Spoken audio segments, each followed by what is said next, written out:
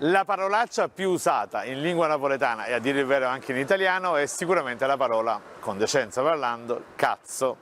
Sì, rimane un termine volgare, ma ormai è usato in molte conversazioni sia informali fra amici che di lavoro. Viene usata in lingua napoletana per esclamare, per offendere, ma anche semplicemente per rafforzare un concetto. Ma che cazzo sto parlando?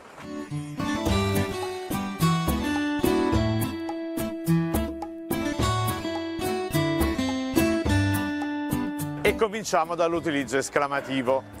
Una persona che si sorprende dice cazzo, se si arrabbia anche un po', ma che cazzo? Se si arrabbia molto, a faccelo cazzo, oppure se una cosa è normale, è ovvia, è grazie cazzo. Ora cominciano i problemi? E mo su cazza cacà.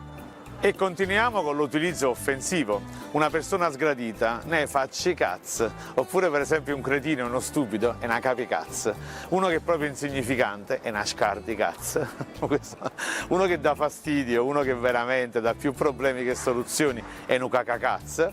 Uno che lo odio, non lo sopporto, ma sta in goppo cazzo. E poi ci sono le rotture, uno che rompe insomma, le scatole è un rompicazzo, uno che lo rompe in maniera esponenziale è uno che ci ha cacato cazzo, insomma esattamente. Una situazione cazzo, è un contesto davvero difficile da cui uscirne, uno che se ne viene impassibile facendo finta di niente, se ne è venuto cazzo.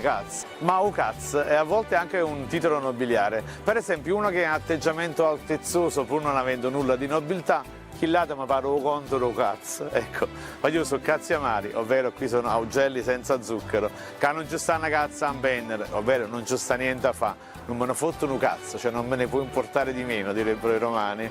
Fai proprio le cose a cazzicana, cioè fai le cose arrangiate, improvvisate, alla San Frasò, su cose non valgono un cazzo, è un orologio falso da buttare assolutamente. E poi ci sono le sensazioni, gli stati d'animo, sto ingazzato.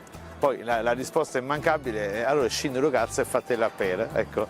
Oppure per esempio se uno ha litigato con qualcun altro, mi sono scazzato con Kill, mi ha fatto una cazziata, mi ha sgridato, tengo i cazzi che mi ballano pa capo, cioè ho tanti pensieri per la testa, non voglio un cazzo, non vedo un cazzo, non ho capito manco cazzo, non saccio un cazzo, non mirato un cazzo, non si cazzo fa niente. Senti, sono cazzi miei, ma perché non ti fai i cazzo tuoi?